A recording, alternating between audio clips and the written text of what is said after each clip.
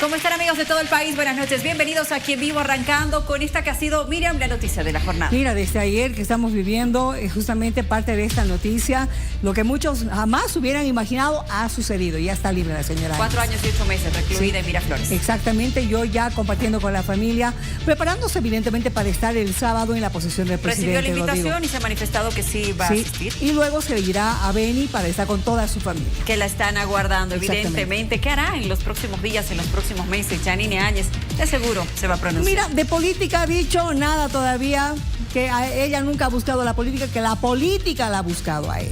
Bueno, veremos qué pasa con el tiempo. Correcto, bueno, pero también hablaremos de quién fue uno de sus ministros, de los más importantes. Yerko Núñez, que se declaró en la clandestinidad. Correcto, del 2023. Sí, señores.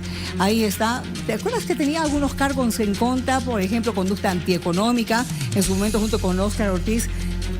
¿Por qué me muestras la foto de don Yerko Núñez? Porque anuncia retorno y estará con nosotros conversando. Romperá el silencio aquí en vivo. Perfecto. Hola, Tufi, ¿cómo estás? Hola, Luciana. Hola, Miriam. Por supuesto que esperando esta entrevista que va a ser exclusiva, rompe el silencio un exministro que estaba en la clandestinidad. Esperamos tener revelaciones seguramente. Hoy ha marcado gran parte de la noticia la atención puesta en la liberación de Janine Áñez después de 4 años y 7 meses. Pero también hay otros temas, ¿no? Ya hay presidentes de cámaras, diputados y senadores que seguramente vamos a hablar.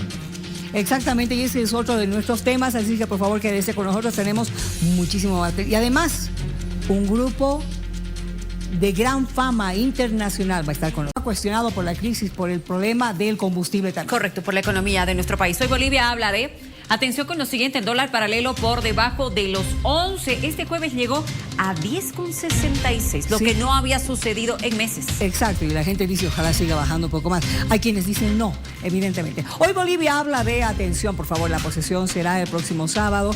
Rodrigo Paz Pereira ya habría definido su gabinete. Hoy Bolivia habla de, cívicos piden juicio contra Lidia Paz y sugieren que ocupe la ex celda de Áñez. Hoy Bolivia habla de, atención, por favor, señor director.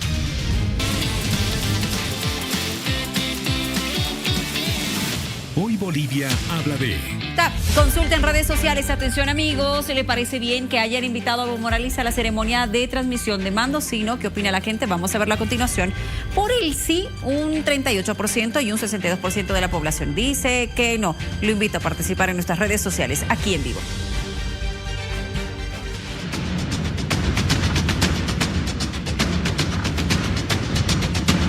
Jamás voy a arrepentirme de haber servido a mi patria cuando mi patria lo necesitó.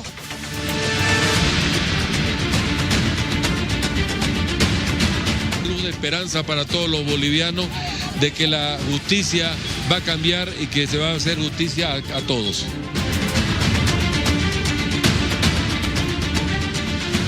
Tarda, pero la justicia llega y la muestra más clara de eso es la liberación de la exmandataria Janine Áñez, a quien se le ha montado este caso de falso golpe de Estado.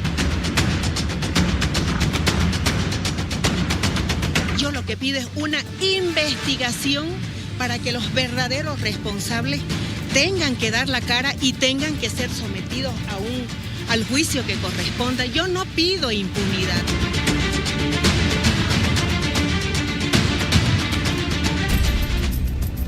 Bueno, Miriam, nuestro compañero de prensa, Donato Hanover, ha logrado conversar con Janine Áñez. Exacto, después de que salió de la cárcel, correcto, ya cuando estaba con sus seres queridos, y logró decir cosas interesantes. ¿Escuchamos? Vamos a verlo.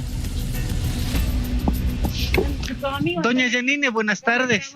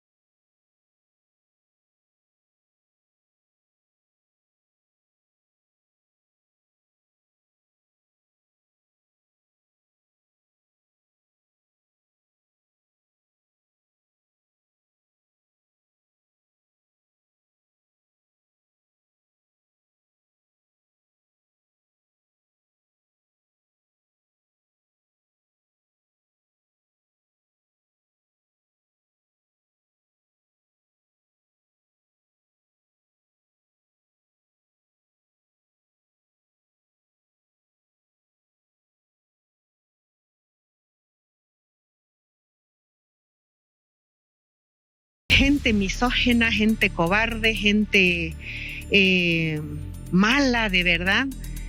Porque ¿qué podía representar yo en ese momento? ¿Qué peligro podía representar yo?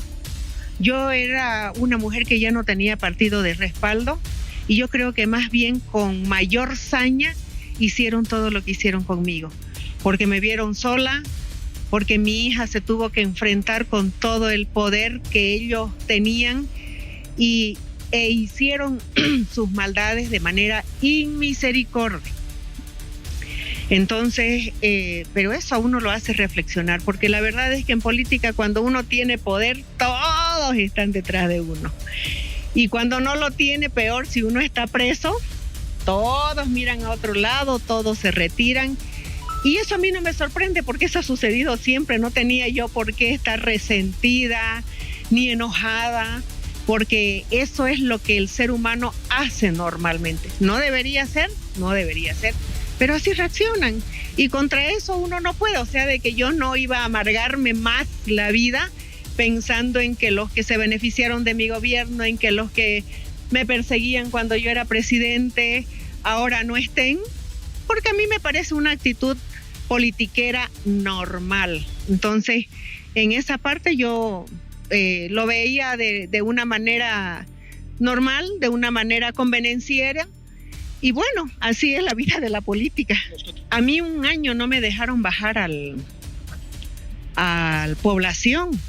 1 año no pude bajar y las internas estaban con la amenaza de represalia si es que intercambiaban conmigo. Después de 1 año pude bajar a población, o sea, de que yo no las conocía ni tenía interacción con ellas durante ni siquiera 1 año, durante más de 1 año.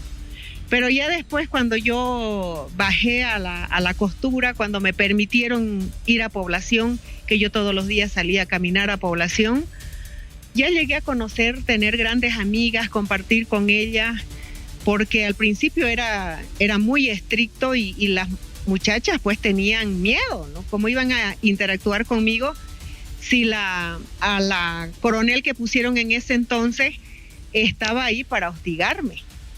Entonces, pero yo no las veía porque yo estaba aislada en otro lado. Entonces, tampoco era de que tenga mucha comunicación con ella. ¿Usted va a retomar la vida política, señora Janine? No está en mi mente. Yo siempre he dicho de que yo nunca he buscado la política siempre me buscó a mí. Yo nunca peleé por un cargo, ni hice maldades a nadie por conseguir algún beneficio personal. Todo lo que he llegado a hacer ha sido porque Dios así lo ha dispuesto.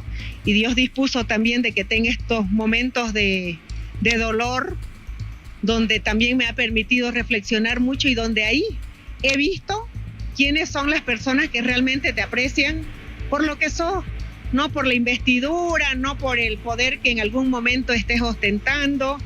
Ahí uno se da cuenta y valora más a las amistades. He visto de cerca, de primera mano, retardación de justicia, hechos de injusticia, y en sus mismas compañeras también, así como usted lo ha vivido en carne propia. No, total.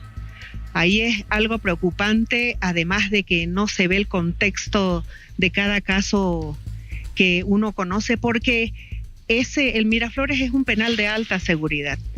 Entonces, obviamente, ahí uno tiene que conocer casos muy fuertes, pero que también a veces son poco comprendidos porque el juzgador no mira el contexto y no evalúa el contexto. A veces las personas por defenderse cometen un crimen y ahí está, o te dejas matar o te defendés, pero terminas en la cárcel. Entonces, eso he visto mucho. Regalé muchas, obviamente, y todas las manualidades que yo hacía les dejé recuerdito para ella y ha sido muy lindo también.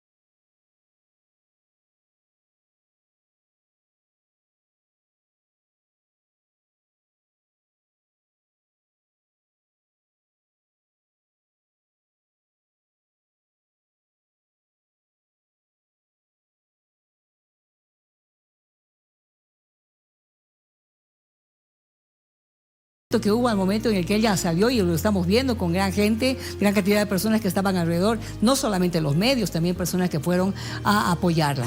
Ya en la casa de un familiar, junto a sus hijos, sí, y respirando y con un semblante completamente diferente. Nos ha contado incluso parte de las experiencias, de las muchas experiencias que de seguro sí ha tenido dentro del penal. Pero algo que a mí me ha llamado la atención es lo que dijo el día de hoy, cuando ha señalado de que ella no se arrepiente absolutamente de nada, de que ella ha estado justo en el momento en el que la patria la necesitaba. Así es, haciendo además hincapié en que es inocente y que todo fue un caso inventado y que ha sido una víctima. Exacto, y algo más dijo, ¿no?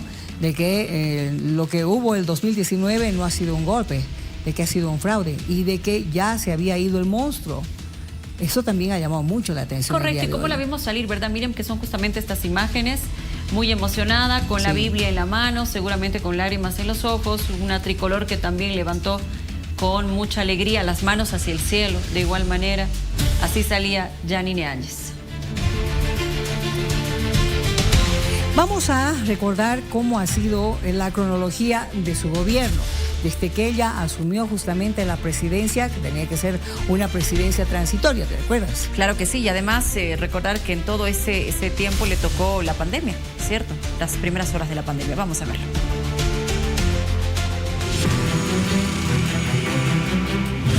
Este es el hemiciclo de la Cámara de Senadores, la Cámara Alta como se la conoce. 2 gestiones. Trabajó legislando desde ese curul doña Yanine Áñez, de profesión abogado, pero también fue presentadora de televisión. Ocupó la segunda vicepresidencia, lo que le dio acceso y paso a llegar a ser presidenta interina de Bolivia. Como presidenta de la Cámara de Senadores, asumo de inmediato la presidencia del Estado prevista en el orden constitucional y me comprometo a asumir todas las medidas necesarias para pacificar el país. Mes de diciembre del año 2019. Tras los sucesos que llevaron a la renuncia del expresidente Evo Morales, doña Yanine Áñez, segunda vicepresidenta de la Cámara de Senadores, asume la presidencia del Estado. Desde el balcón de Palacio Quemado, ella se pronuncia ya en sus primeras palabras, asumiendo la primera magistratura y mandato de Bolivia. La senadora opositora que asumió la presidencia interina de Bolivia. Doña Yanine es conducida en calidad prendida justamente por este lugar, extraída de mano justamente de aquel entonces coronel Johnny Aguilera, e ingresa a la plataforma de atención al público. Además que yo tuve que esperar que todos renuncien para que recaiga sobre mí. 12 de marzo del año 2021. Doña Yanine Áñez es recluida acá, en el Centro de Orientación Femenina de Miraflores, acusada de los delitos de terrorismo, sedición, incumplimiento de deberes, entre otros.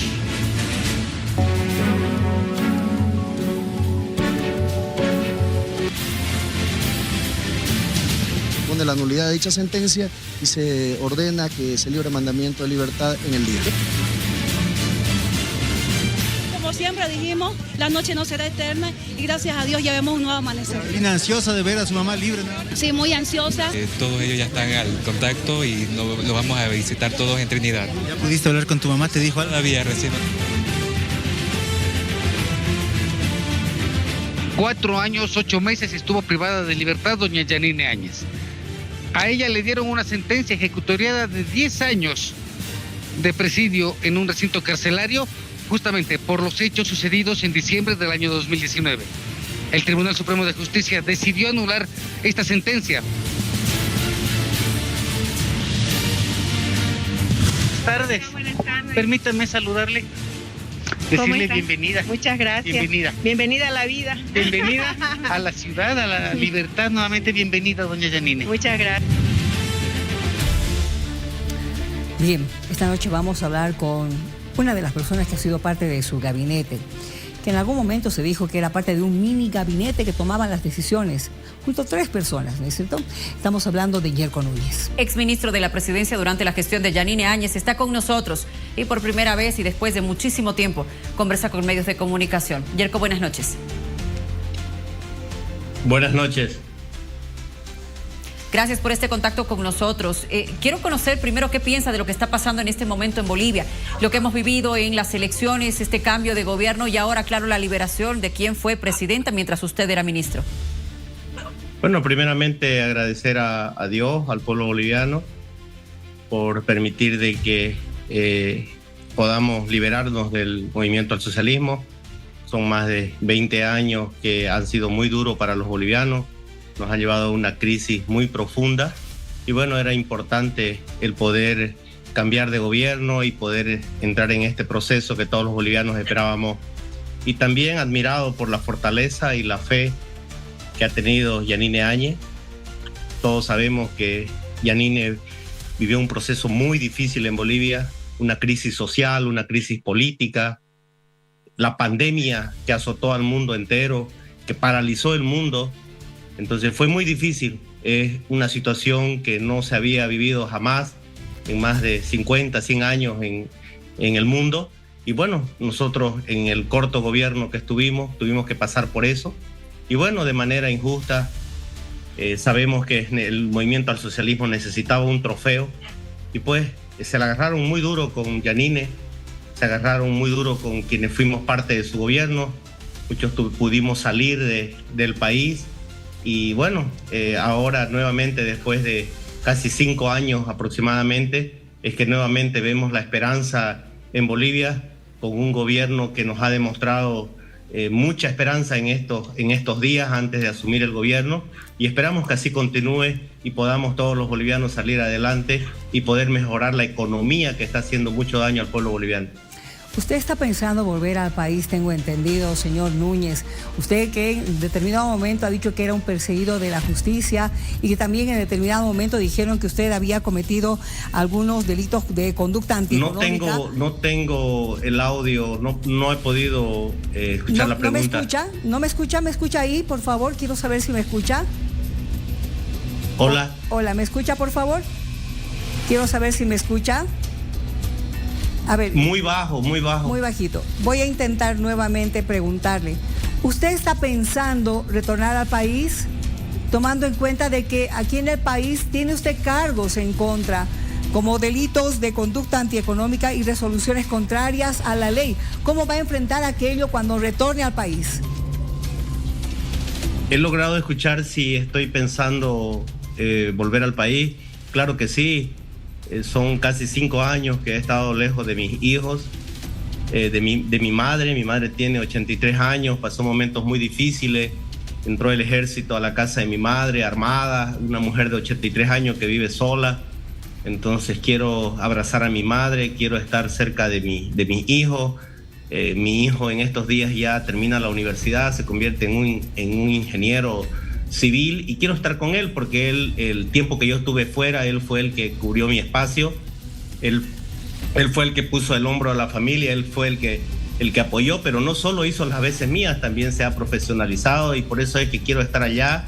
Tengo mucha fe en lo que está pasando ahora, creo en el nuevo gobierno porque en estos días nos ha demostrado eso, nos da confianza, entonces creo que es el momento de retornar. Yo estoy ya preparando maletas para volver al país.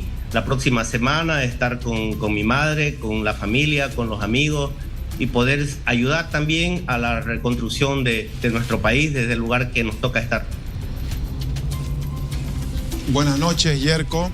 Usted salió del país, en principio se declaró en la clandestinidad. ¿Se acogió alguna figura de asilo en el lugar donde se encuentra? Sí, yo salí, mi situación fue muy difícil, yo me encontraba en Trinidad. La verdad que recuerdo muy bien que no voy a olvidar nunca que detuvieron a mi hijo y como cualquier padre, ustedes son padres, madres y saben lo difícil que fue. Yo me estaba al otro día entregando para que liberen a mi hijo y gracias a Dios mi hijo logró comunicarse con una persona que estaba cerca mío y le dijo que lo habían liberado. A mi hijo lo liberaron a cerca de la medianoche sin su celular y bueno, él logró comunicarse con el amigo me avisó y él suponía que yo me iba a entregar porque él estaba detenido, entonces avisó de que no me detenga y bueno, yo logré salir. Pasé por varias ciudades de mi departamento y no olviden que he sido senador, he sido alcalde en 3 gestiones en mi ciudad y bueno, la gente me ayudó y la gente me decía que me iban a ayudar, que no me presente, que salga del país porque el gobierno del MAS lo único que quería era perseguir, apresar. Entonces me ayudaron mucho y logré recorrer más de 1000 kilómetros para poder salir del país y poder, y eso se lo debo a mi hijo, se lo debo a la gente, a mucha gente que me ayudó y que me conocía, y la verdad que estoy muy feliz y ahora muy feliz también de poder retornar. ¿Qué estuvo haciendo todos estos años, Yerko? Yo salí del país, trabajé en una empresa de construcción, estoy trabajando, también hice de Uber. Hice de todo, yo tengo una familia, tenía a mi hijo que estaba estudiando, tenía que ayudar, si bien mi familia tiene los recursos económicos, pero bueno, estar lejos de casa y no hacer nada es muy complicado, entonces necesitaba mostrar de qué estaba hecho, necesitaba rehacer mi vida a pesar de que estaba lejos de mi familia y apoyar, ¿no? Si bien la mamá de mi hijo es una mujer muy valiente, muy trabajadora, entonces, pero también necesitaba apoyar para poder educar a mis hijos y poder formarlos. Fruto de ello es que en pocos días mi hijo también se va a convertir ya en un ingeniero civil. Señor Núñez, yo supongo que los primeros tiempos, no sé si serán los primeros meses que usted la ha debido pasar muy mal sin saber nada de su familia. ¿Cuánto tiempo ha pasado hasta poder comunicarse, tener alguna noticia de la familia? Cuando salí, yo la verdad no tenía comunicación con nadie. Pasé casi 12 días sin comer prácticamente, muy difícil. No tenía ganas de nada, absolutamente nada. No tenía conocimiento de nada. Y vuelvo a repetir, mucha gente que yo nunca voy a olvidar y que me recibió, que me apoyó, que me acompañó en esos 12 días que fueron muy difíciles en mi llegada acá donde estoy ahora. Ahí me recibió unas personas que inclusive no conocía yo, que solo sabían que yo existía, pero que no eran mis amigos, no eran nada. Ellos me ayudaron y por eso pude salir, fue muy difícil y bueno, luego fui dándome cuenta de lo que había pasado. Pasaron cerca de 2 años para ver a mi hijo, no podía, tenía mucho miedo. La verdad que el MAS hizo muy bien su trabajo de atemorizar a la oposición, de perseguir.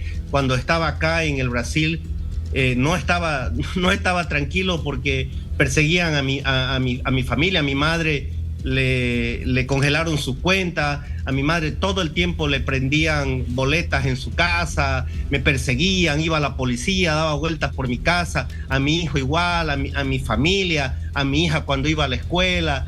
Entonces era para que nosotros no podamos hablar, para que estemos silenciados, y eso tuvimos que hacer porque ustedes entenderán, quienes son padres, quienes son hijos, entienden que la familia está primero. Entonces ahora nuevamente podemos hablar, el temor ya terminó, ya culminó, ya se cerró este proceso y bueno, pues ahora mirar con otras perspectivas las cosas. Estamos viviendo este proceso de transición que es histórico y qué bueno que el presidente electo ha dado importantes señales y esas señales nos dan la esperanza de que nuestro país va a mejorar y por lo tanto todos tenemos que retornar a contribuir en el desarrollo de nuestro país. Yerko, le reitero la pregunta si en el lugar donde se encuentra se acogió algún tipo de asilo político y si su retorno a Bolivia ya es definitivo o es temporal. Entendí que si yo solicité asilo político, claro que sí, el momento que nosotros cruzamos la frontera tenemos que hacerlo, ¿no? Pedir el asilo político. La verdad que es un país que me acogió muy bien. Me siento, es como mi segunda casa ahora, he pasado 5 años y bueno, estoy muy contento, estoy feliz de retornar y de todo el cariño que he recibido en este país. Yo soy muy agradecido y bueno, espero poder, repito, regresar al país y a un país ya con mucho más democracia y no como estos 20 años que nos persiguieron. Deben entender que yo fui alcalde de mi ciudad, fui opositor al gobierno del MAS, de senador denuncié muchos actos de corrupción como la ABC, carreteras y muchas cosas, y bueno, necesitaban perseguirnos, necesitaban mostrar otra cosa de nosotros, y bueno, ahora vamos a retornar y vamos a contar todo lo que hemos vivido y lo que hemos hecho. Yerko, entonces, confirmando que va a retornar a Bolivia, ¿existe la posibilidad de que en algún momento pueda retornar a la política de nuestro país? Por ahora estoy concentrado en regresar, en la familia, quiero abrazar a mi madre, vuelvo a repetir, son 83 años que tiene ella, no la veo mucho tiempo, ella vino el segundo año que yo estuve acá y de ahí no la volví a ver, ya cerca de 3 años que no la veo. Y bueno, quiero ver a mi hijo, quiero abrazar a mi hijo, mi hija apenas va a cumplir recién 13 años, mi hijo va a cumplir 24 años, ya se está profesionalizando, entonces quiero estar con ellos. Después veré cómo voy a apoyar a mi país y voy a aplaudir y voy a apoyar todo lo que sea bueno. Y bueno, creo que eso es lo que tenemos que hacer todos los bolivianos, apoyar y reconstruir ese país que nos ha destruido el movimiento al socialismo en estos casi 20 años. Señor Núñez, recordemos por favor un poco lo que pasó en aquel momento. Noviembre de 2019, porque aquí hay muchas preguntas, muchos se quieren saber quién fue la persona que le dijo a la señora Yanine Áñez, hazte cargo tú y sé la presidenta. No he podido entender la pregunta. Le pido por favor a sonido que me puedan aumentar un poco más el sonido porque no puedo gritar más. No sé si me escucha ahí, por favor. Voy a volver a preguntarle. No. Muy débil. Es mi señal, muy débil. Ah, ya, perfecto. Voy a intentar una vez más. A ver, en aquel momento, el 2019, ¿quién fue la persona que le había dicho a la señora Yanine Áñez que se haga cargo, que sea la presidenta del país?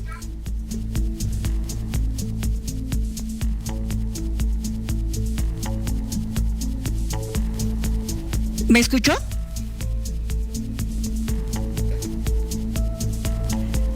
Vamos a recuperar entonces en breve la señal con Yerko Núñez, que está conversando con nosotros. Miriam Tufí, desde el lugar donde hace 5 años está intentando retornar a Bolivia y ahora nos ha anunciado que sí, que lo va a hacer, que vuelve a Bolivia. Exactamente.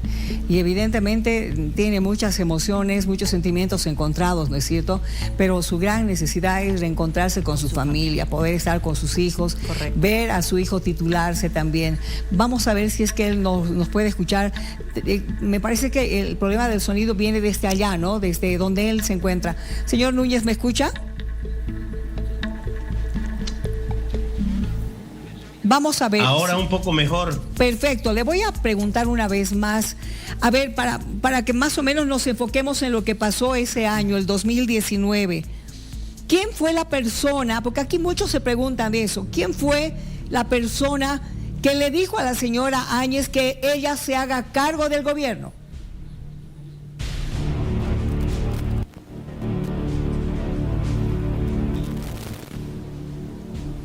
¿Qué?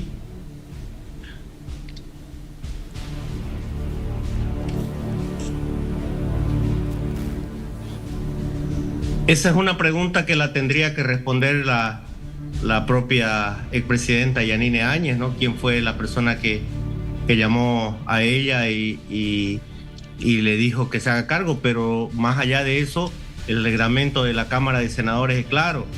El reglamento dice que en caso de que renuncie el presidente, el vicepresidente, el primer vicepresidente, por correlación asume la segunda vicepresidente, y en este caso quien no había renunciado era la ex presidente Yanine Áñez. Entonces, por lo tanto, la Constitución Política del Estado decía que ella tendría que asumir la presidencia del Estado, y había un vacío en nuestro país, no teníamos presidente. Ahí iba a haber, estaba claro que iba a haber una guerra civil, se iban a enfrentar los bolivianos y se necesitaba parar un gobierno. Evo Morales sale del país con esa intención de que los bolivianos nos enfrentemos y que él no haya presidente, porque él no estaba. Entonces creo que Yanine Áñez lo que hace valientemente es asumir ese momento, y pudimos evitar muchas muertes gracias a de que hubo gobierno y se pudo estabilizar el país. Ahora, Yerko, al retornar a Bolivia, es probable que usted se encuentre todavía con algunos procesos abiertos en su contra. ¿Usted cree que está en mejores condiciones de afrontar una defensa?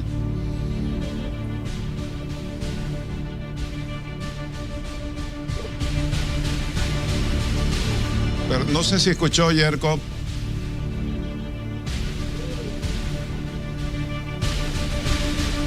Sí. Yerko, ¿nos está escuchando, Yerko? La pregunta última. Bueno.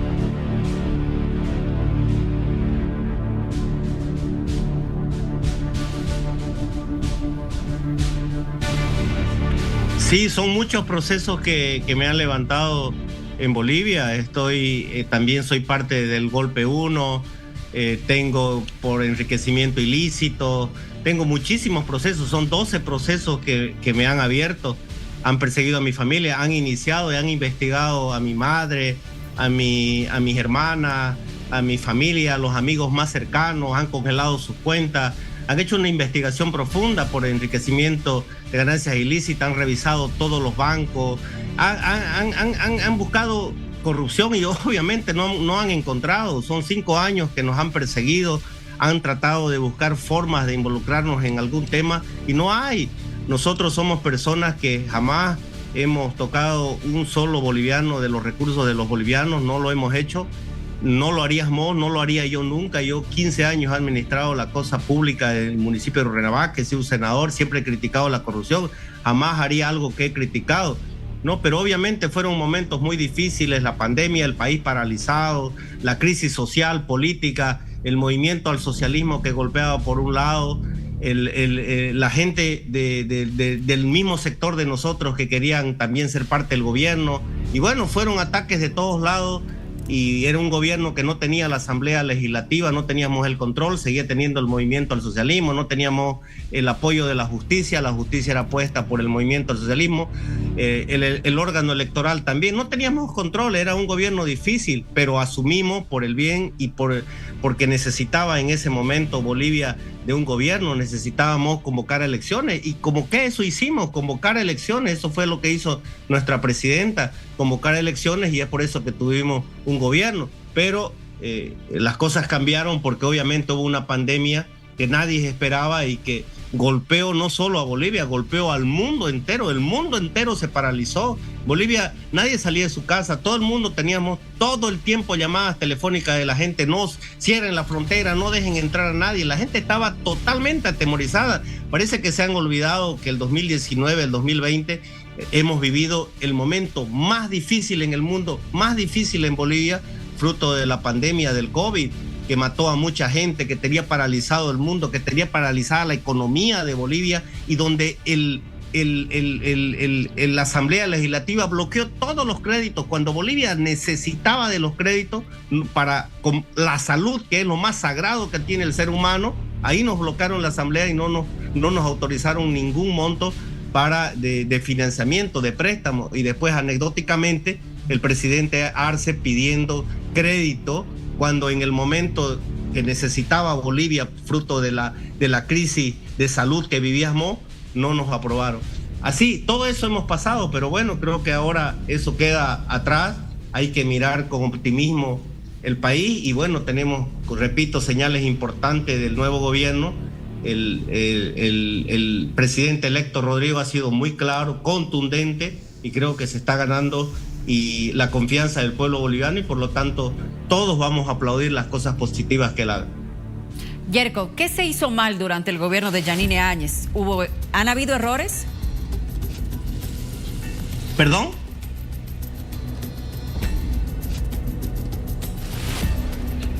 Yo creo que el momento que hubo fue muy difícil, era ataques por todos lados, cualquier cosa que se hacía cuando nosotros solicitábamos crédito nos criticaban y nos decía que cómo vamos a pedir crédito, que el crédito era para otra cosa, que la pandemia no existía y todo, había una confusión tremenda, era un momento muy complicado, muy difícil. Si alguien cree que fue un gobierno corrupto, no fue un gobierno corrupto, más bien la presidenta Yanine Áñez, actos de corrupción que había, destituía a su ministro. Quizás por eso queda en la mente de la gente que ha sido un gobierno corrupto. No, más bien la presidenta inmediatamente destituía cuando se trataba de corrupción. Es por eso que hubo ministros que llegaron a la cárcel, hubo ministros que fueron destituidos, cosa que no hemos visto en los 20 años de gobierno del movimiento al socialismo. Hemos visto que se protegían entre ellos, que camuflaban la corrupción. No, en el gobierno de la presidenta Yanine Áñez, aquí el que hacía algo tenía que someterse a la justicia y tenía pues que responder ante la justicia, y es lo que tiene que hacer. Se tiene que investigar no solo de nuestro gobierno, de gobiernos anteriores, de todos, y donde hubo corrupción, pues el que hizo corrupción tiene que pagar. Se decía de que usted, señor Yerko Núñez, Arturo Murillo y el señor Luis Fernando López formaban parte de un mini gabinete y que ustedes tomaban las decisiones más fuertes. ¿Esto es verdad? No, para nada. Todas las reuniones se definían en gabinete. En gabinete hay gente que supuestamente, pues seguramente la movieron por X motivos y bueno, tenían que decir algo, ¿no? Para desgastar al gobierno. No, eso no, que de otra cosa. Estábamos preocupados de la salud de la gente, porque fueron momentos difíciles que no lo hemos sufrido. A los países poderosos como Estados Unidos, Rusia, China sufrieron, la pasaron muy mal en el momento de la pandemia. Imagínense nosotros en Bolivia, ¿no? Teníamos que estar todo el tiempo analizando, y habían los delegados de cada departamento, los ministros que eran los delegados de cada departamento en el tema de salud. Entonces no entiendo de qué forma tendría que haber un mini gabinete si teníamos el gabinete con todos los ministros que eran responsables cada uno de sus regiones. Hay quienes dicen que fue un desacierto haber alargado el gobierno transitorio, que debió ser 3 meses, y también no postularse a la presidencia en el caso de la expresidenta Yanine Áñez. ¿Qué piensa usted en relación a esa crítica? El gobierno, primero que el gobierno se alargó no porque nosotros hayamos querido, es porque llegó la pandemia y se cerraron fronteras y todo el mundo, le preguntabas en ese momento a 10 personas, hacías una encuesta y 9 no querían elecciones, no iban a salir a votar. Los únicos que querían elecciones eran la gente de Chapare. Entonces después casi todo el país estaba pues preocupado por la salud. ¿O acaso no nos preocupamos cuando hay un familiar enfermo, cuando sabemos de que hay un problema de salud? Todos nos preocupamos. Bolivia estaba paralizada, no sabíamos de qué se trataba el COVID. Entonces estábamos concentrados en ese tema, y el mismo órgano electoral, si nosotros no controlábamos el órgano electoral y la Asamblea Legislativa era controlada por los 2/3 del MAS. Quienes aprobaron el calendario, el cronograma electoral, fue el órgano electoral, fue la Asamblea Legislativa. No hemos sido el Ejecutivo, no hemos sido nosotros simplemente éramos un gobierno de transición. Lo que queríamos era entregar, pero bueno, si alguien cree que se alargó el gobierno, no fue tema del Ejecutivo, fue tema del Legislativo y del órgano electoral. Que si Yanine Áñez no debió ser candidata, yo creo que el momento, le preguntabas a los bolivianos y la candidata tendría que haber sido Yanine Áñez, pero luego de la pandemia hubo un desgaste y Yanine Áñez tuvo el valor de sacar su candidatura, cosa que no he visto en Bolivia otro candidato que haya bajado su candidatura por el bien de Bolivia. Y Yanine Áñez lo hizo. Yanine Áñez no fue candidata. Si otros no lo hicieron, fue problema de los otros. Ella sí lo hizo, bajó su candidatura. Creo que el pueblo boliviano o mucha gente se ha olvidado de eso. Entonces no encuentro el motivo. Yo creo que el motivo de fondo de todo esto es que vivimos una crisis social política donde no teníamos los 2/3 de la Asamblea Legislativa, lo controlaba el MAS, donde no teníamos control sobre la justicia para nada, la justicia totalmente sometida al MAS porque fueron elegidos por ellos. Y bueno, ¿qué querían que haga? Que digamos, demos la personería jurídica al MAS, que no lo dejemos participar para que después seamos unos dictadores, para que después nos graben los del órgano electoral y nos diga el Ejecutivo está haciendo injerencia sobre el órgano electoral, para que los parlamentarios o los operadores de justicia nos digan que nosotros estábamos pidiendo que metamos a la cárcel a este y al otro para que nos graben. Si era gente del MAS, no lo íbamos a hacer. Nosotros somos un gobierno democrático que hemos criticado, que siempre hemos criticado al MAS por el autoritarismo, por someter a los poderes del Estado, y querían que entremos nosotros para someter también al órgano electoral, a la justicia, para que sometamos también a otros poderes. No, nosotros simplemente éramos el ejecutivo y éramos un gobierno de transición. Tenía que haber una elección democrática, y quienes votaron en las elecciones para elegir a Arce fue el pueblo boliviano. No hemos sido solamente nosotros, fue el pueblo boliviano que decidió elegir, y seguramente lo eligió porque vivimos 8 meses muy difíciles, muy complicados por la pandemia, donde no se aprobaron los créditos, donde la gente estaba preocupada por toda la situación que estaba viviendo el mundo, y hasta algunos hicieron creer que la pandemia era algo inventado por nosotros, cuando todos los bolivianos sabemos que fue un tema que golpeó al mundo entero. Yerko, por favor, la consulta final. ¿Qué opina usted de Arturo Murillo, quien ha sido su colega ministro, con quien ha trabajado prácticamente codo a codo, y todo este proceso que él ha enfrentado en Estados Unidos y ahora su situación en Bolivia?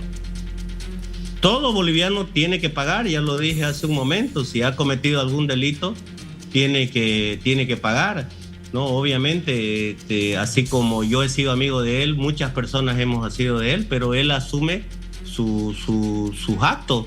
No tiene nada, absolutamente nada que ver en la que uno sea amigo de alguna persona o que algún familiar de uno pueda cometer algún delito. Las personas tienen que asumir su responsabilidad, los delitos son personales. Entonces él, si ha cometido algún delito, pues tiene que pagarlo, ¿no? Y eso no soy yo no soy juez, no soy fiscal, no soy nada, soy simplemente un ciudadano que puede opinar, puede máximo dar una opinión, pero quien tiene que juzgar es pues la ley, ¿no? Es la justicia.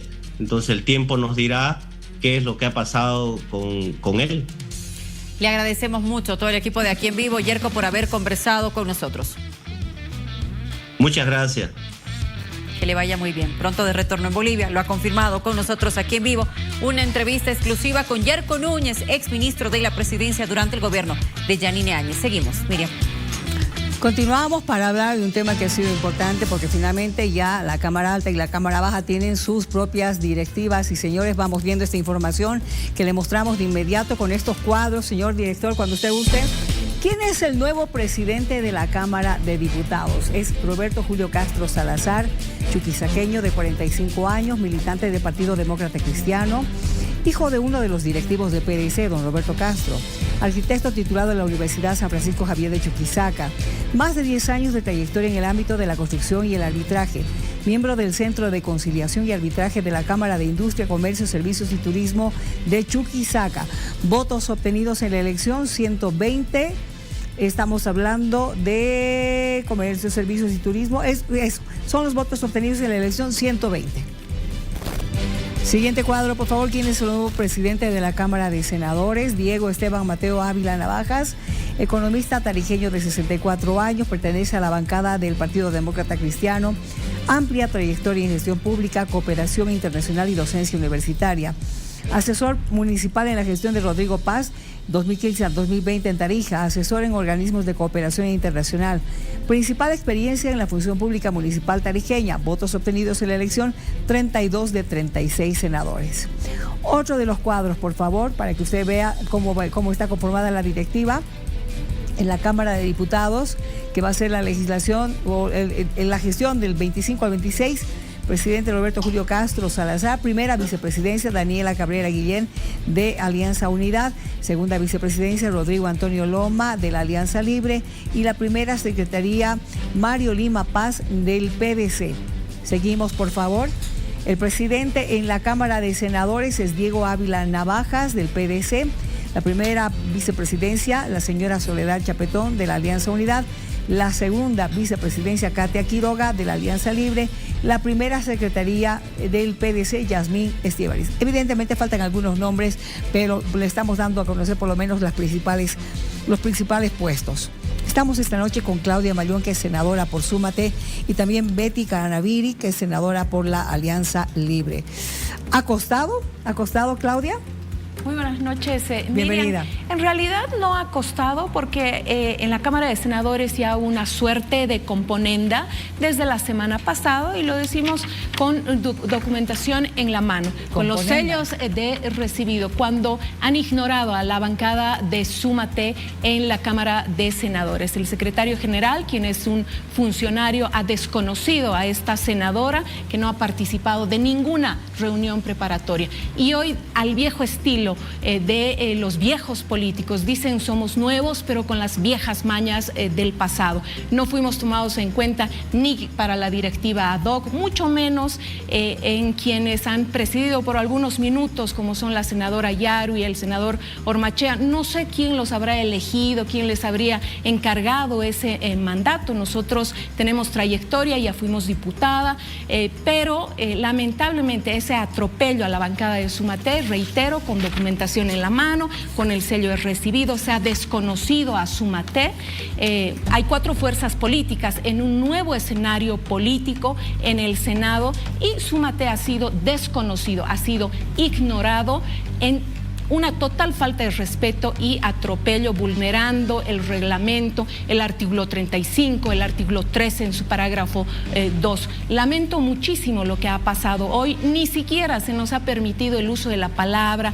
La verdad, un atropello al que se acostumbró durante 20 años. Una pésima señal, pero bueno. Nosotros tenemos un compromiso con Bolivia, no con un partido político. Y la palabra de nuestro líder Manfred Reyes Villa es un compromiso con el país, brindar gobernabilidad por encima de lo político partidario. El país vive un momento de crisis, falta gasolina, diésel, dólares y estaremos ahí para apoyar todo lo que beneficia al país. Senadora Canavero, ¿usted piensa igual? Bueno, muy buenas noches a todos los bolivianos y las bolivianas. Buenas noches y gracias por la invitación. Bueno, yo creo que en el tema de la Asamblea de Senadores tenemos que ver los reglamentos que están existiendo en este momento y sobre todo en uno de los artículos, el artículo 9 del reglamento senador, indica que debe existir pluralidad para que así se conforme bancadas o representaciones de distintas bancadas. Como ustedes saben, existen, claro, como 4 frentes políticos, pero existe mayoría, minorías y una persona que solo representa a un partido político. No se ha vulnerado ningún tipo de derechos o se ha querido poner de lado a algún partido político. Sin embargo, se está tomando en cuenta todo en unidad y creo que debemos pensar en Bolivia, en restaurar y en trabajar para cada uno de los bolivianos, porque ustedes saben cómo está nuestro país. Lamentablemente nos están dejando con una inseguridad fatal. En lo económico, en la ciudad, en lo social, en la educación y en todos los aspectos. ¿Qué es lo que tenemos que hacer los nuevos asambleístas y senadores? Tenemos que trabajar en unidad, sin ver los colores políticos, trabajar por una libertad, por una democracia y sobre todo devolver a los bolivianas y bolivianos la confianza en los nuevos asambleístas. No está de acuerdo entonces en lo que dice la senadora. Enseguida vamos a hablar de este tema. Tufi. Sí, senadora Mayón. El reclamo que usted ha planteado esta noche y en la tarde igual, ¿es compartido por Manfred Reyes Villa y los otros miembros de la bancada? Claro que sí, muy buenas noches, Tufi. Este reclamo no se trata del cargo, es la forma, por eso el reclamo al atropello. Ni siquiera se nos ha permitido hablar, reitero, se nos ha desconocido desde la semana pasada. Ya había una componenda. Entonces, aquí la senadora conoce muy bien el reglamento por lo visto y nos da la razón. Habla de minorías y esa minoría, esos 360.000 bolivianos que votaron por Súmate, por Manfred Reyes Villa, hoy han sido atropellados porque la directiva debió haber tomado en cuenta a esta senadora. Reitero, no se trata de un cargo, se trata de la forma en la que se ha hecho hoy la conformación de la directiva en senadores. No se ha respetado ni siquiera para la directiva ad hoc, mucho menos para las sesiones previas. Nosotros no somos de libre, nosotros debimos haber sido convocados. Hicimos conocer nuestro reclamo por escrito, tenemos el sello de recibido, pero de la manera más torpe y al viejo estilo, con las viejas mañas del pasado, hoy fuimos atropellados. con la única intención de invisibilizarnos, porque hay gente ahí que por supuesto tiene algunos procesos, algunos, yo diría, hasta resentimiento, y hoy lo han mostrado, es una pena, porque además es un Senado que tiene a las mujeres en un 52%. Entonces, esa directiva hoy no refleja, reitero, que hay 4 fuerzas políticas en la Asamblea. Si hemos empezado así, no sé cómo vamos a empezar. Lo que queda es la elección de comisiones y comités, ¿no? Ha habido un precedente, la ex senadora Salame, por ejemplo, a manera de castigo fue enviada a un comité. Entonces, hay que cambiar la forma, senadora, el trato Canaviri, a la gente. ¿Quiere responder lo que dice la senadora Mayor? Bueno, simplemente puedo decir que Alianza Libre siempre en las reuniones estamos en consenso, toda decisión se toma en consenso y pensando en beneficio de Bolivia, porque es hora de trabajar para Bolivia. Como les dije anteriormente, nosotros estamos impulsando la libertad, la democracia y sin ánimo de hacer de lado a ningún partido político. Lo que queremos es trabajar, ya nuestro líder Tuto Quiroga lo dijo, vamos a apoyar en trabajar en beneficio para el país. Simplemente eso, se debe respetar también el reglamento que está vigente y existe en el Senado, ¿no? El artículo 9 indica de que debe haber plural para que se elija o 2 o 3 senadores. ¿Con las mayorías solamente? No, con todos, pero por lo menos debería existir 2 o más senadores para que conformen una bancada política y ellos sean representados a la directiva y puedan representar. Pero lamentablemente en este caso yo no tengo nada con la senadora, recién nos estamos conociendo, simplemente es la única de Súmate, ¿no? No contaría con pluralidad. Pero algo le ha causado gracia, senadora Mayor, la virreina. Claro, porque hablan de respeto, de pluralidad. ¿Cuál pluralidad? Si ni siquiera se nos ha permitido el derecho, el uso a la palabra, cuando lo hemos pedido. Pero además se ha obligado a los funcionarios a que nos devuelvan las notas bajo presión. Por eso digo, dicen que son nuevos con las viejas mañas del pasado. Las funcionarias me decían, por favor, le tenemos que devolver. Entonces hay que mejorar el trato, el relacionamiento. Atrás ha quedado la hegemonía, la imposición, el abuso de poder. Yo soy tan senadora como la senadora de Libre, como la senadora de Alianza Unidad, como los senadores del PDC. Entonces el respeto debe partir en primera instancia de habernos tomado en cuenta para las reuniones previas, pero lo que han hecho es anularnos. No, reitero, no se trata del cargo, es la torpeza, es la forma en la que se nos ha tratado la tarde de hoy. ¿Tufi? Senadora Canaviri, ¿hay la posibilidad de aquí en adelante de acoger este reclamo de la senadora Mayón e incorporar tal vez a la senadora en alguna comisión? Bueno, yo creo que esto tiene que ver la directiva electa ahora, ¿no? Ellos son los que van a tomar en cuenta cualquier tipo de comisión o comité que nos llegaran a tocar a todos los senadores. Y también tenemos representantes que son los jefes de bancada, que ellos van a ir en conformidad y van a hacer respetar esta situación. Como ella tiene todo el derecho de que le llegue pues a pertenecer a un comité o una comisión, como cualquiera de nosotros. De todas formas, senadora Mayón, ¿qué es lo primero que tienen que ver ahora? Bueno, ya esto ya está hecho, yo creo que no hay vuelta atrás, pero ¿qué es lo primero que van a ver ahora? Bueno, el Senado tiene una tarea pendiente y es la elección de los vocales del Tribunal Electoral, ¿no? Esa tiene que ser una señal, se tiene que buscar los consensos, el diálogo. Entonces, allá tendrá que trabajar el presidente electo con las bancadas. Lo mínimo que deberían hacer es reconocer la bancada de Súmate. Nosotros, reitero, no somos de Libre y debe existir el respeto a Súmate. Más allá del subtítulo, más allá del mismo reglamento, es la forma en la que se trata a las personas. Si el atropello va a ser la característica de esta directiva, lo que espero es que de castigo me envíen a un comité, ¿no? Así de simple. Hoy el trato ha sido realmente desastroso, incluso de una mujer que es secretaria hoy y está en la directiva, que de la peor forma ha rechazado, cuando yo de manera muy educada me acerqué a pedirles que por favor lean las notas, porque como una directiva ad hoc tenían la obligación de leer las notas que habíamos presentado con antelación desde el martes 4 de noviembre. Le agradezco mucho por haber estado con nosotros, Claudia Mallón, senadora de Súmate, y también a la senadora por la Alianza Libre, Betty Caraví. Esperemos realmente que esto se llegue a zanjar, porque evidentemente el país no quiere un nuevo conflicto en el Congreso, ¿no es cierto? Un nuevo conflicto en la Asamblea Legislativa. Quiere certidumbre la población. Exactamente, y que trabajen con tranquilidad también. Gracias. España, bienvenida y gracias por estar con nosotros. Vas a entregar la banda. Así es, muchísimas gracias, buenas noches. Claro que sí, este sábado a las 7:30 estamos coronando a la nueva Miss FIPAS 2025. ¿Cómo te ha ido en esta gestión? La verdad que muy bien, me siento muy también agradecida, ¿no?, con la organización de Miss FIPAS 2024. Ha sido un año muy provechoso para mí, que me ha abierto muchas puertas y espero que también lo haga para la nueva Miss FIPAS 2025. ¿Qué características tienen que tener las chicas? Bueno, la verdad que sea auténtica, que tenga valores y obviamente que destaque la feria, que es la más importante de la ciudad de La Paz. ¿A qué hora va a ser la entrega de la banda o la elección? La elección va a ser a las 7:30 de la noche.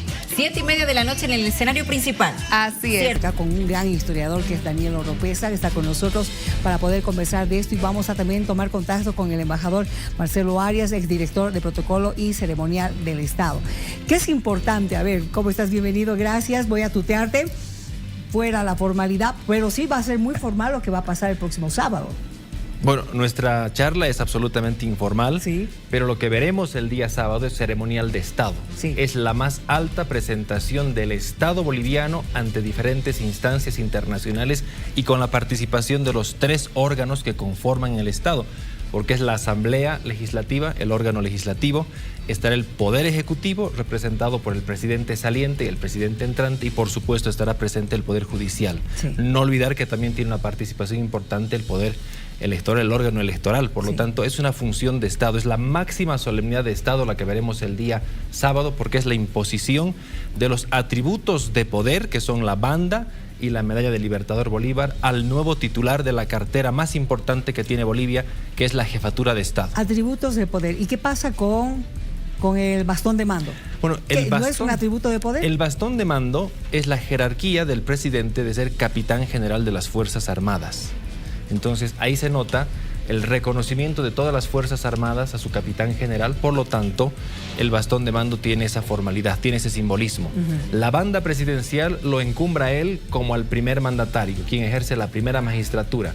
Y por la tradición republicana, desde 1839 hasta nuestros días, todos los presidentes, sean legítimos, sean constitucionales o usurpadores y de facto, han llevado la medalla del Libertador Bolívar en el pecho como el más importante símbolo reconocido por toda la sociedad boliviana que representa al poder político. Muy bien. Vamos a hablar con el embajador Marcelo Arias, a quien ya tenemos a través del Zoom. ¿Cómo está, embajador? Muy buenas noches. Es un placer saludar la distinguida Miriam. Muchísimas gracias. Buenas noches. Bueno, lo mismo es un placer saludarlo a mi querido y buen amigo Daniel Oropesa. Exacto.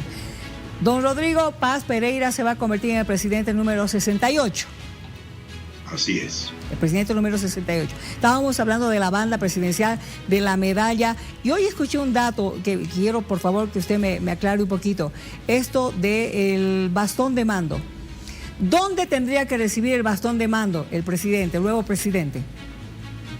Bien, en realidad esta es una de las ceremonias que a la conclusión de la ceremonia en el Congreso de la República debe ser entregado en el hall de Palacio de Gobierno. Una vez que el señor presidente recibe la banda presidencial y la medalla de Bolívar, tal como ha comentado Daniel, a su ingreso al Palacio de Gobierno, en pos de su despacho, el alto mando militar deberá guardarlo en el hall de Palacio para que el comandante en jefe de las Fuerzas Armadas le entregue el bastón de mando, reconociéndolo como capitán general de las Fuerzas Armadas de la Nación. así junto a la Policía Nacional, que obviamente esta institución no tiene el carácter de fuerza, pero obviamente es la institución del orden interno del país. En los últimos años, es decir, en más o menos hace unos 40 y 45 años atrás, el alto mando militar siempre está acompañado por el comandante general de la Policía Nacional. De la policía. Tufi. Sí, Daniel, buenas noches. En cuanto a quién es el que coloca o debe colocar la banda presidencial, quién es el que debe colocar la medalla presidencial, es el vicepresidente de Estado. Si nos puede un poquito describir toda esta secuencia de hechos que vamos a ver, simbólicos, por supuesto, el próximo sábado. Un gran abrazo, Tufi, hasta Santa Cruz.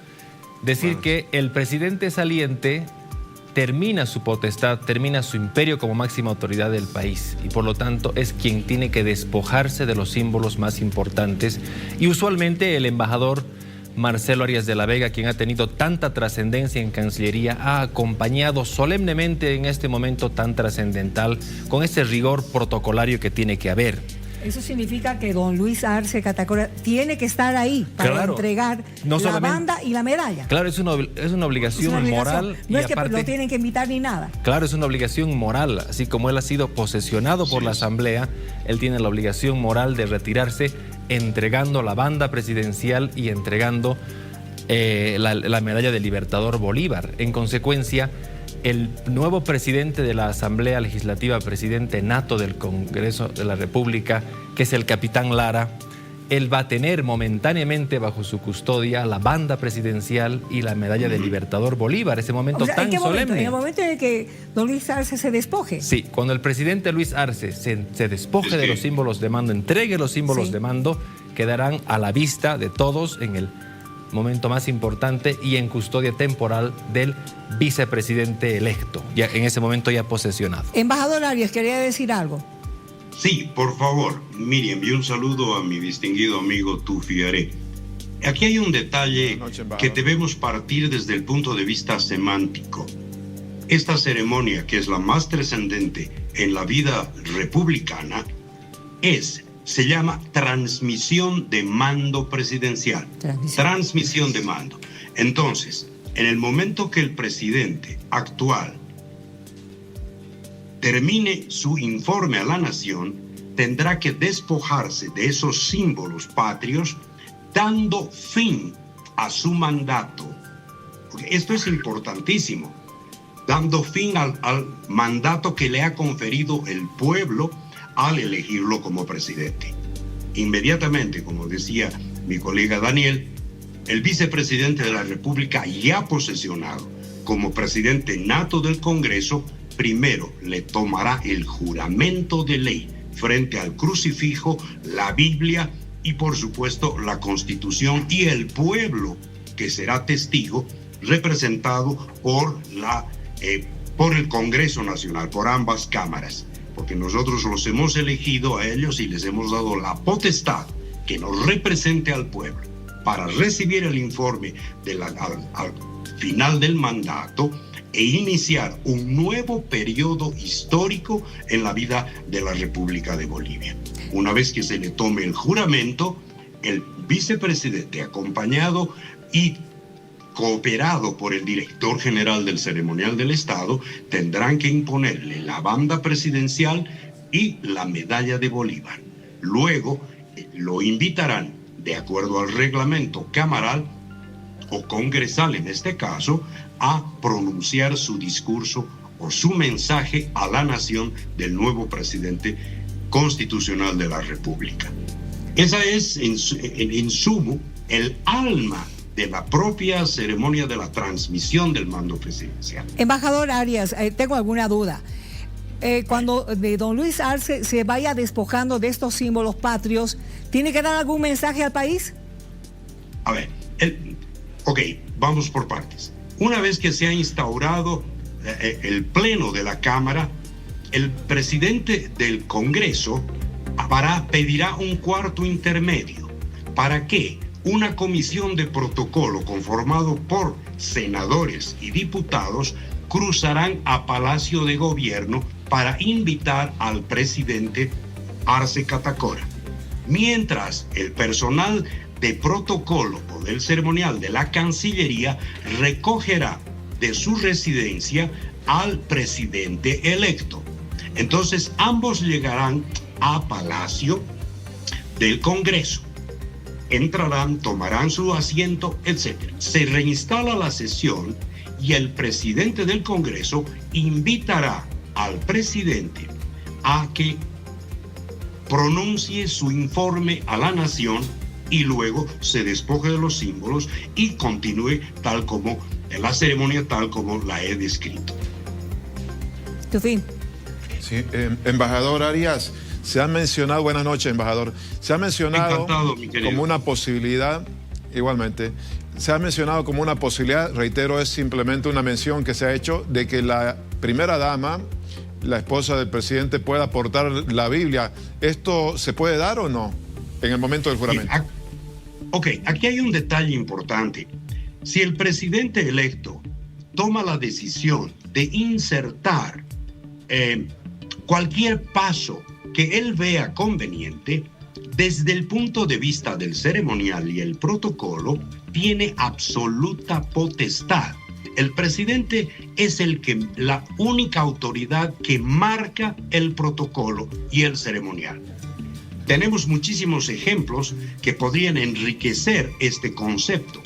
Por ejemplo, don Jaime Paz Zamora, cuando fue presidente, iba a recibir a su gran amigo y condiscípulo universitario, que fue el presidente o el jefe de gobierno español, don Felipe González.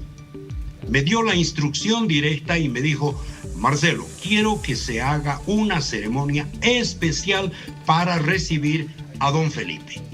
Obviamente, dentro de nuestra tradición, dentro de nuestro ceremonial, él debería ser recibido en el aeropuerto con honores militares, que el presidente de Paz Zamora lo reciba en el aeropuerto, se pronuncian discursos, himnos, etc. Esto se cambió porque él quería algo especial. Entonces envió al canciller de la República a recibirlo en el aeropuerto. Y don Jaime Paz Zamora caminó desde la puerta de Palacio de Gobierno hasta el final de la calle Comercio, donde está el emblemático reloj de la plaza,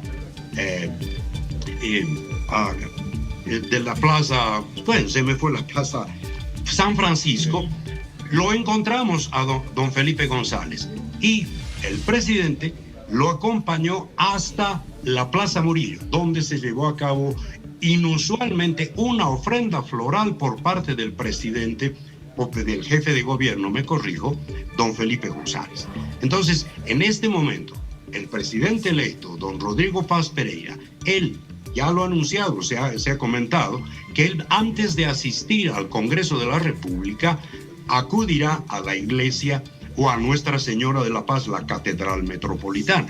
Absolutamente, él tiene toda la potestad y me parece algo sobresaliente que participe la primera dama. Por Dios, ¿cuántos años que no vemos una primera dama? ¿No? Entonces, esto es algo realmente histórico. Y como comentaba con algunos colegas y con algunos amigos periodistas, me decían qué gran importancia esta ceremonia de transmisión del mando. Yo diría que esta es debe ser una de las transmisiones del mando históricas. ¿Por qué? Porque el 6 de agosto del 2025 acaba de cumplir la República 200 años de vida republicana. Exacto. Además, que se marca un periodo absolutamente nuevo, con una esperanza grandísima para todos los ciudadanos bolivianos. A ver, yo quiero preguntarle aquí a Daniel. ¿Hay la posibilidad de que el presidente Luis Arce no vaya? Lo ha mencionado en algún momento. ¿Ha habido esa misma posibilidad anteriormente de que algún otro presidente no haya entregado los símbolos patrios? Bueno, lo usual y lo respetable en la tradición republicana de Bolivia es que desde el siglo XIX los presidentes constitucionales del periodo liberal, en el siglo XX los presidentes constitucionales antes y después de la Guerra del Chaco, siempre han tenido la deferencia de dejar el cargo respetando la tradición de aproximarse a la Asamblea, pronunciar su último discurso de cierre de su periodo constitucional, despojarse de los símbolos patrios, porque justamente su último discurso lo dan en ejercicio del cargo. Entonces, esta sería la primera vez. Y luego de eso, el nuevo presidente recibir la banda. Por supuesto, los presidentes han cambiado bandas según su tamaño en el tiempo de la historia, claro, pero nunca han cambiado la medalla de Libertador y en consecuencia es la pieza que reviste más tradición. Eso sería no usual y en la primera transmisión de mando de la tercera centuria de vida de Bolivia como país independiente sería un precedente que marcaría una nueva era. Por supuesto que lo deseable, lo ético en este caso, es que el presidente saliente entregue las insignias de mando, la banda, la medalla y salga con toda dignidad de palacio. ¿Tufi? Sí, embajador, ¿qué se puede hacer en relación o qué se debe hacer en relación a los expresidentes? Porque bueno, hay un expresidente que ha dicho que está invitado. ¿Están todos invitados los expresidentes en vida a este acto? Y luego le agrego algo más. Los presidentes que llegan, son 5 al menos, ¿en qué momento ellos entran al recinto? ¿En qué momento se producen ahí los saludos protocolares con el nuevo presidente? Bien, por protocolo, la dirección del ceremonial del Estado invitan a todos los expresidentes que estén con vida. Bien, ahora desconozco absolutamente cuál es la nómina de los presidentes que han sido invitados a este acto. En cuanto a la segunda parte de la pregunta, distinguido Tufi, los jefes de Estado tienen un orden cronológico para su llegada. Puede ser que vengan en aviones comerciales, alguna vez se ha dado esto, pero generalmente van a llegar en una aeronave privada, que puede ser el avión presidencial. De acuerdo al orden de llegada, ellos van a ingresar antes de que se instaure, es más, la propia asamblea o la sesión congresal. Existe dentro del hemiciclo parlamentario los palcos destinados por orden de presidencia, que la presidencia se la va adquiriendo de acuerdo al momento en que cada quien ha confirmado la asistencia a esta solemne ceremonia.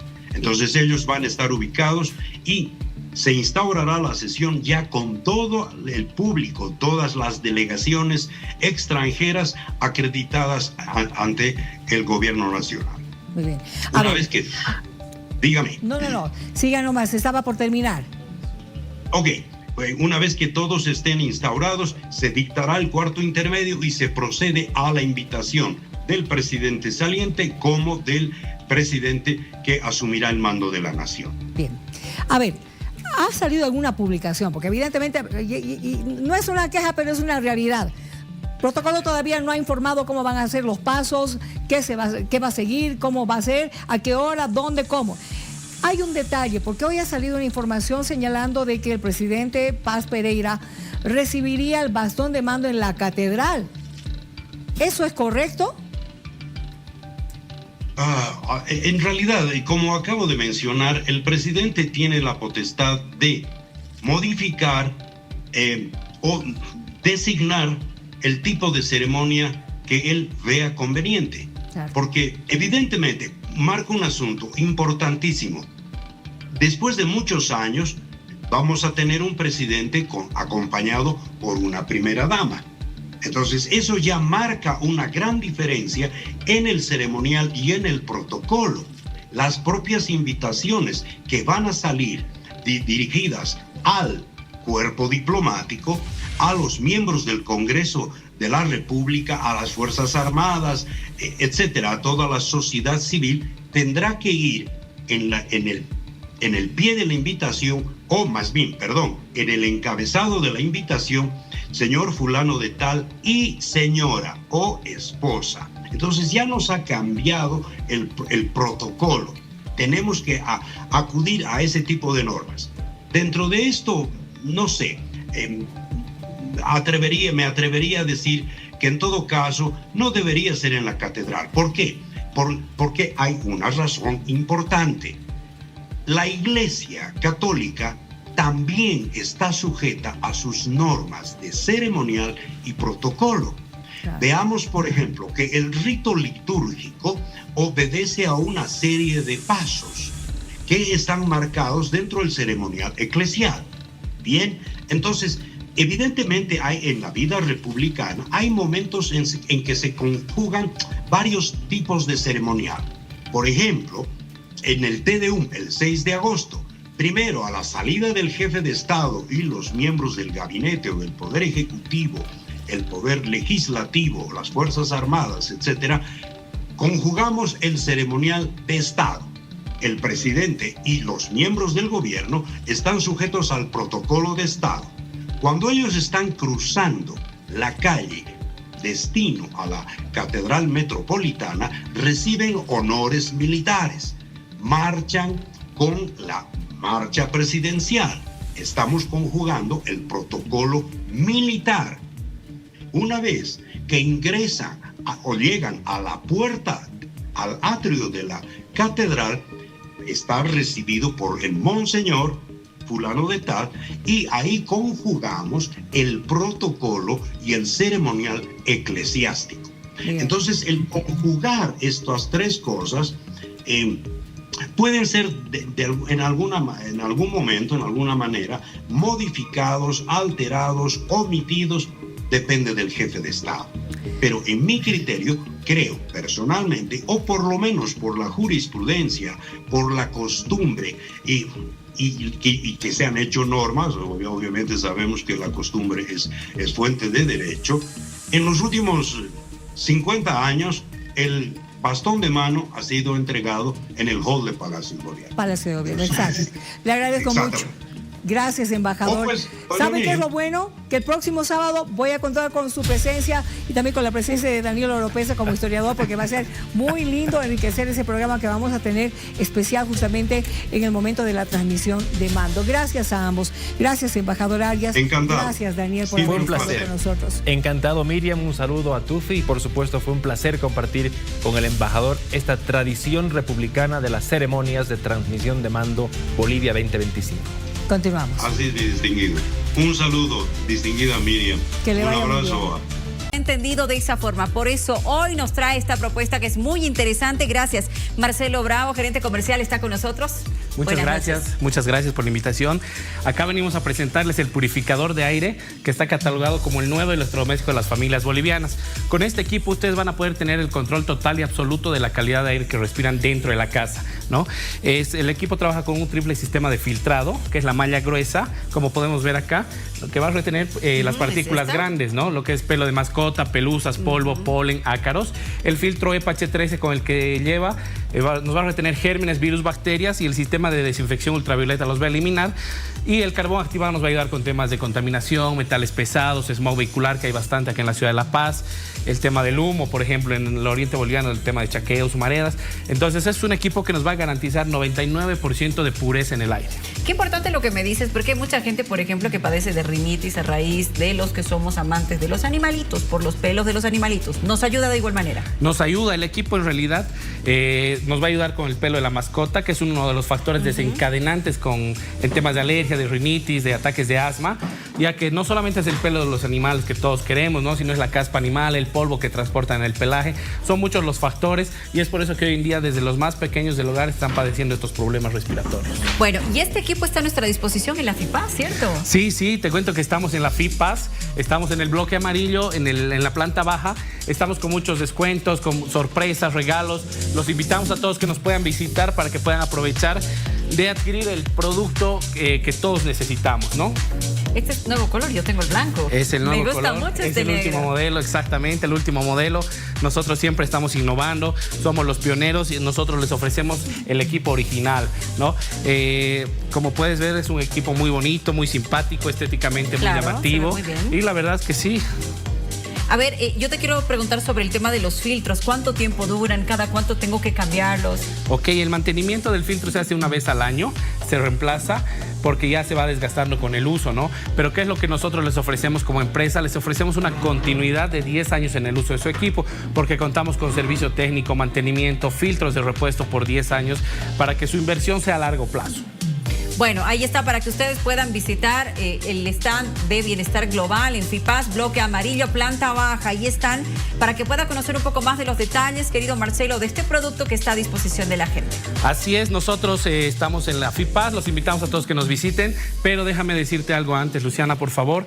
Tenemos a las 30 primeras personas que estén interesadas en adquirir el purificador de aire el día de hoy, no solamente en La Paz, sino a nivel nacional, nos pueden llamar o mandar un mensaje al 653-68,000 y les vamos a aplicar el mismo descuento de feria sin que tengan que asistir a la misma, y van a poder obtener también regalos, van a poder obtener descuentos, el filtro también que nosotros les vamos a obsequiar para que lo puedan adquirir ahora, ¿no? 653-68,000, las 30 primeras personas que nos escriban o nos llamen van a adquirir el producto con precios especiales. Precios de feria imperdible desde cualquier punto del país. Usted se puede comunicar con Bienestar Global para obtener este beneficio. Marce, gracias.